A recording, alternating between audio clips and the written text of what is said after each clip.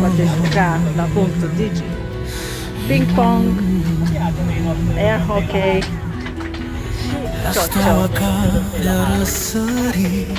Masa de ping pong momentan este liberă, deci veniți cu toată încrederea aici, lângă statuia marele nostru poet național, Mihai Eminescu, cel care se află pe bancnota de 500 de lei. Depărtări albastre, iar raza ei abia acum lucii vederii noastre.